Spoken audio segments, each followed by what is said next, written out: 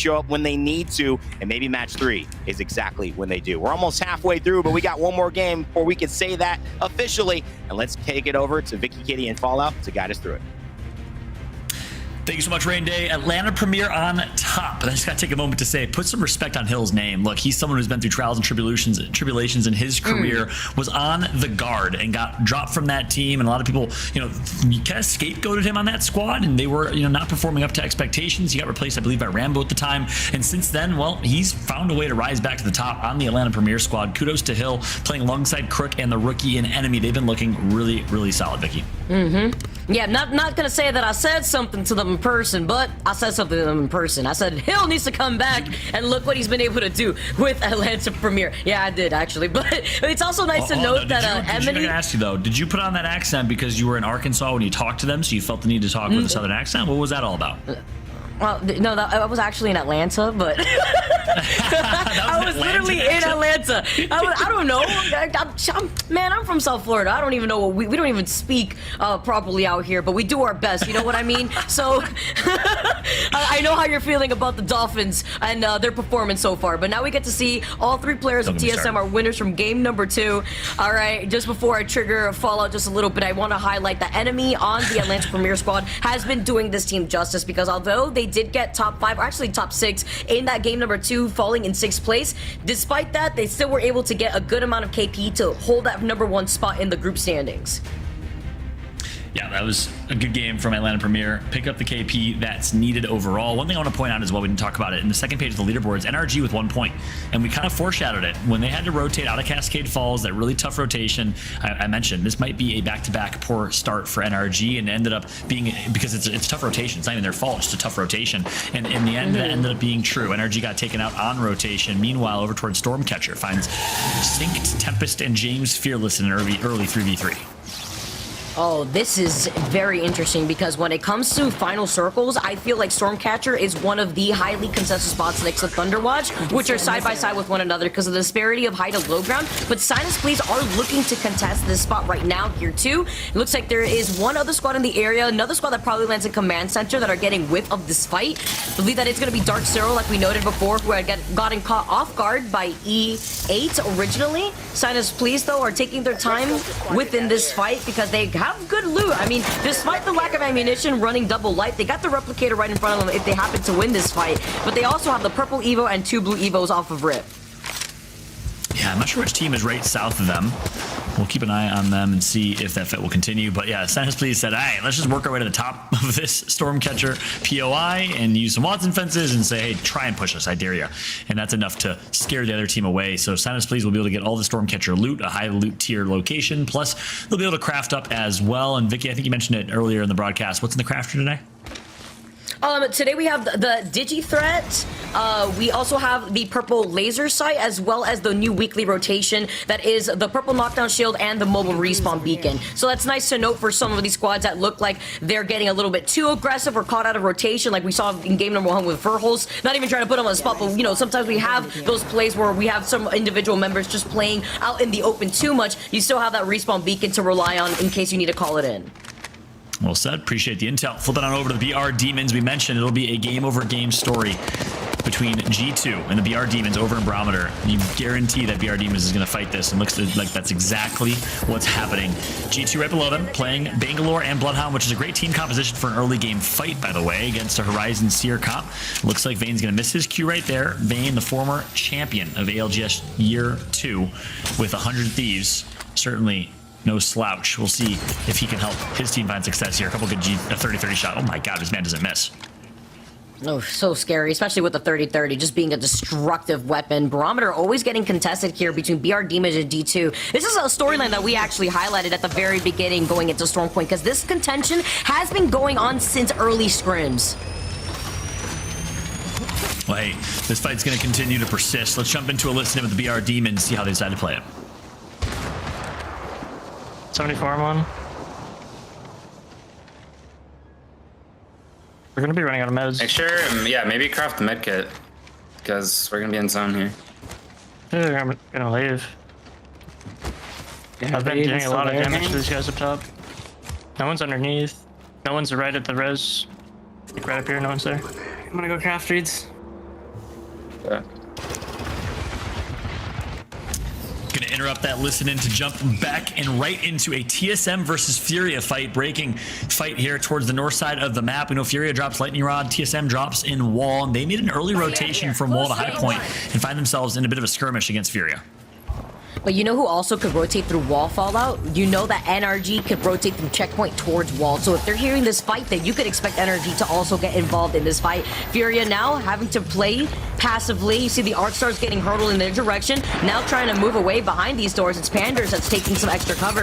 Zera has some information from the Seer ult, and he gets that crack originally first onto Hal, who's just waiting to see if he could get a nice angle onto Zera. Gotta run away from the grenade first. Ooh. Yeah, and you mentioned it. NRG likely will be rotating here from the west side of the map.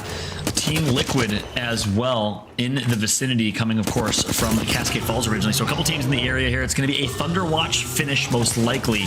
Maybe Command Center, depending where it pulls. Furia hits some great wingman shots. It's going to be Panders with the wingman controller, Lord himself. And now he's going to be flying against this Loba. Not missing right now is Panders as Team Liquid gets taken out by TSM and C9 to Furia. But Stay Naughty says, anything you can do, I can do better on controller. It's a swap up. It's the fact that Team Liquid is now getting chased by TSM, and currently Furia are not only just dealing with ESA, but they are dealing. Oh, now they're going to be able to fully send it in here. This is the green light for ESA to now clean up the fight that was happening right before their eyes. EA was on the basically on the outskirts of the fight, playing underneath them, but ESA are going to be able to come out on top.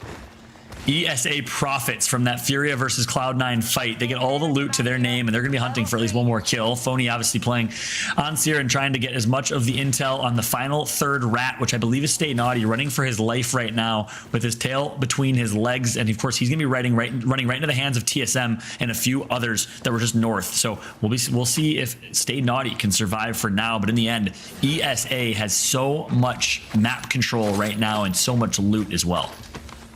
And they have the high ground here too, because they can overlook what is going on between this high ground into Thunderwatch. Eventually, though, they will have to drop because the circle is pulling more so towards Thunderwatch. And we talked about at the very beginning before, as we get to see TSM in the middle of their rotations. They're playing on the outskirts away from where a lot of the action is. Playing on the other side of this rock from Thunderwatch allows them to still maintain the high ground without putting themselves out in the open. That would put them in the line of sight of E8, who have taken the real estate already in Thunderwatch. Yeah, and TSM actually opted, as opposed to holding high ground, High Point, actually to play more eastern towards Lightning Rod instead. They're predicting a zone to pull to the east.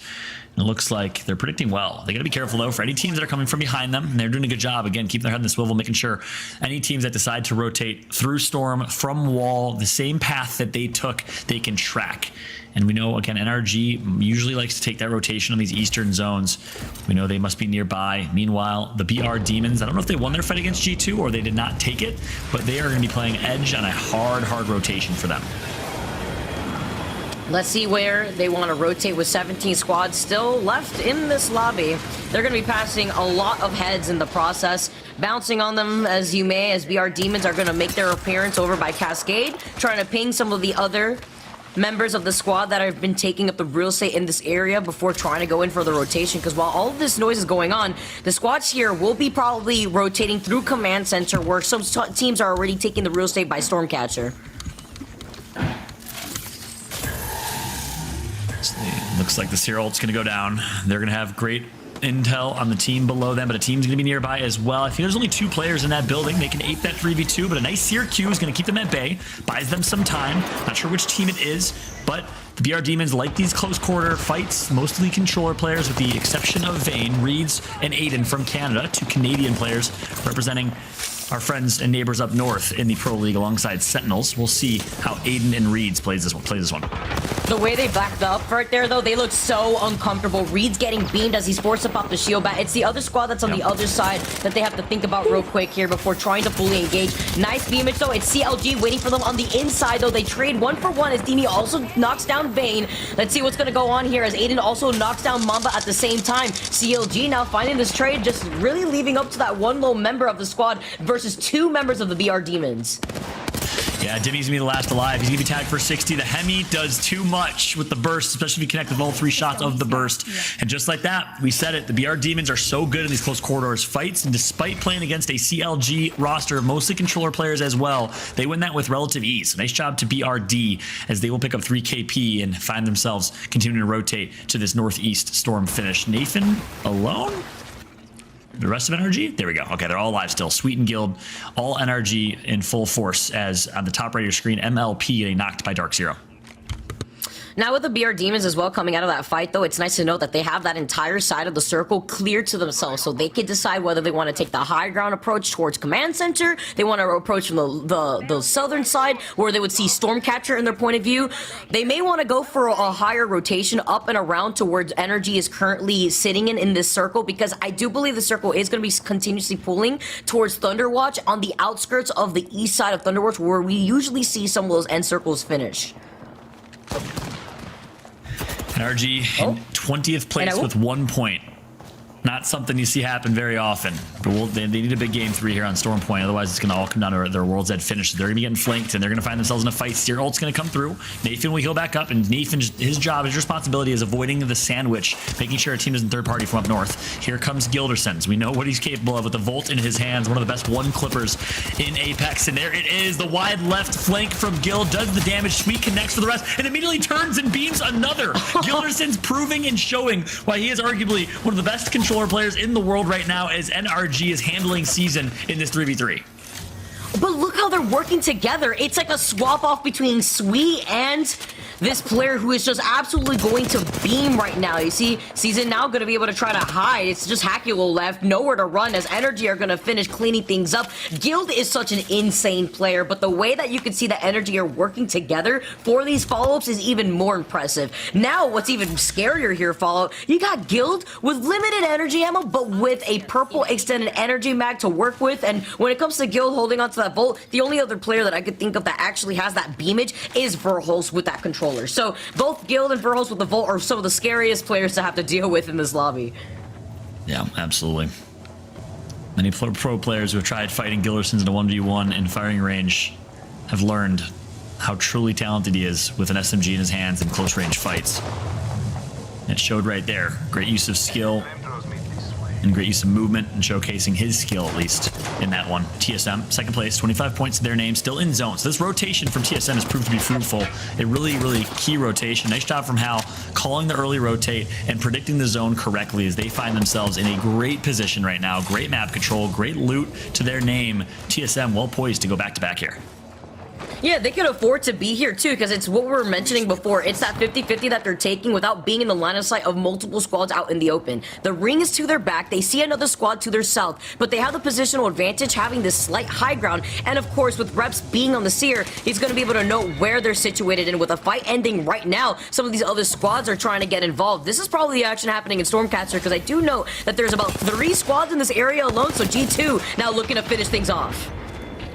G2's gonna do exactly that. That's gonna be a couple kills picked up for G2. Bloodhound Intel 2 strong, combined with a Bangalore smoke, and you basically can completely control the tempo of a 3v3 fight, while with the other team being screened and not able to see you. So you love that Bloodhound and Bangalore duo and composition. You've seen teams like Empire back in the day and EMEA run it, but not many others in North America. G2 changing the meta a little bit here with the pick of Bloodhound and Bangalore, and it's working out. You love to see it. You love to see the change up on composition too, really highlighting what we've seen already in APAC and in EMEA. Both basically G2 just feeling what they feel incredibly comfortable with while they decide their next move on where they want to rotate Fallout. Yeah, zone is closing, and they have quite a ways to go in this rotation, so I'm really interested to hear how they play it. It might be a difficult one. Let's jump into a listen-in with G2 and see how they fare. For that corner, right? Yep. That's where we're trying to get to? I have one nade. I have a They went frag. left side. Swing towards the right. You're gonna have to bang ult it. Use these rocks as cover. Move with it, sir. Literally Jumped move with it. Yes, yes, yes. Swing towards us. You're gonna have to bang ult it. I'm gonna We I'm know going it. too soon. We know Give me a it. sec. Doing it now. Vivid, we need to push 90, up now. 90 on Watson. I'm smoking our left Jimmy. side. I'm going far right, You're by yourself. I'm on swing Q. with you to Zen. We're in Zero. We got hard swing right. Hard swing right. Hard swing right. Cracked one. Body swap, body That's right here, swap, body punching swap. me. Kill this bitch. Nice. Oh. We're Stuck good. back here. Reset. Fucking reset right now. We cannot get stuck back here. We I gotta, know, I know. I'm gonna go up and take space while you guys are fucking looting. You scan it. Alright. Nice. We're good, we're good, we're good. I'm gonna grab this 3-0. I need some of that light chaotic.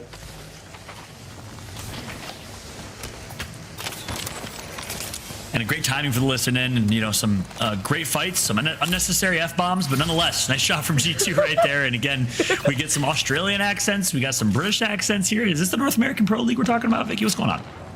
And it's the diversity when it comes to some of these regions and the talent that they get to bring into the NA region as well. Also, pretty sure that was designed for. I would not be surprised. Come on. But now we get to see what TSM is going to be doing on the other side of this rock. Pretty sure Designful's middle name is an F-bomb. It's Designful F, whatever his last name is. You know, the crazy part is he would fully embrace it too, because he loves to have fun with it, but he also absolutely loves to win. So you can hear the intensity in his voice when it comes to those comms. Now moving away though from G2 and looking at TSM's positioning, it's still in the same spot where they're not only trying to negate the push from ESA on their other side, but Complexity that they've kept their eyes on, that's kind of on that slight low ground as well. G2 now getting involved in another fight though. The Beast of the Hunt has been activated from Designful. Scans for days, vision for days from Designful and the G2 boys. They also are going to have the pylon to heal back up with heal over time as well, but they got to be careful. They got the first knock on Crook and they got a little bit excited, but Vayne was able to third party from afar, so we know that it is the BR Demons who they were fighting over in Barometer. Episode 2 of that fight here. Crook is still knocked, enemy staying alive by a thread. Atlanta Premier now, you can see just holding on to what little health they had before finally getting cleaned up. It's Atlanta Premier dropping in 10th, and it's G2 that still somehow get to stay alive playing off of this low ground. They now getting contested though from the high ground, wondering if that's EA on the high ground of Thunderwatch. They have not left this spot the entire time. I mean, why would they? They're in the circle. They have the high ground. They're not going to give up that.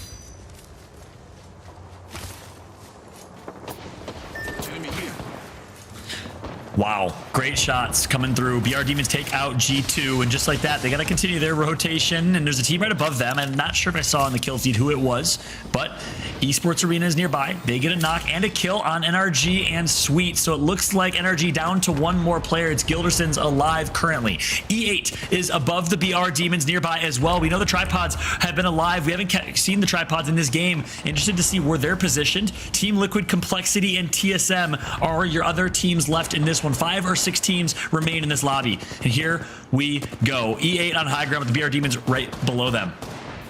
On board now. Oh, this is intense right now.